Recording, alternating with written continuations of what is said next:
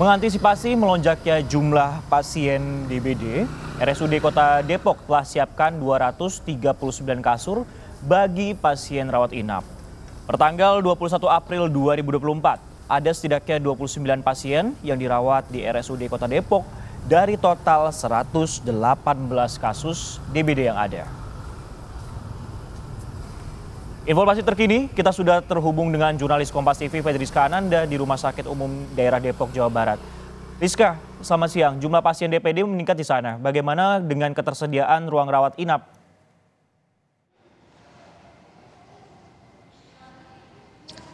Ya, selamat siang Sisko dan juga saudara. Untuk ruang rawat inap sendiri sudah dipersiapkan dan diantisipasi oleh Rumah Sakit Umum Daerah Bogor, maksud kami daerah Depok ini untuk mengantisipasi lonjakan jumlah penderita DBD yang meningkat dalam beberapa waktu terakhir ini. Di mana kalau misalkan data yang kami dapatkan ini Sisko dan juga saudara, ini ketersediaan kasur dari rumah sakit untuk rawat inap pasien DBD ini mencapai 239 kasur.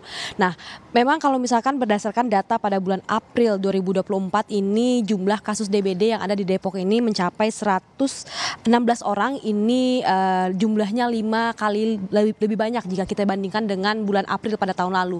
Di mana kalau misalkan kita melihat pada tahun ini memang pada bulan April, Maret ini juga merupakan pergantian musim begitu ya, sehingga memang untuk perkembangbiakan nyamuk ini terjadi sangat cepat sehingga memang ini kemudian penyakit DBD ataupun kasus DBD ini meningkat. Tidak hanya di Kota Depok ini, beberapa waktu lalu ini juga kita ketahui bahwa di Jakarta Selatan jumlah pengidap DBD ini juga banyak begitu, dan juga di beberapa daerah lainnya.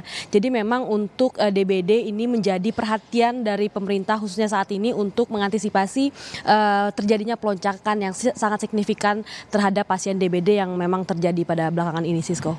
Baik, 5 kali meningkat dari tahun lalu ataupun juga dari April 2024. Terus apa yang kemudian jadi langkah yang dilakukan pemerintah Depok untuk menanggulangi kasus DBD ini agar tak semakin meningkat?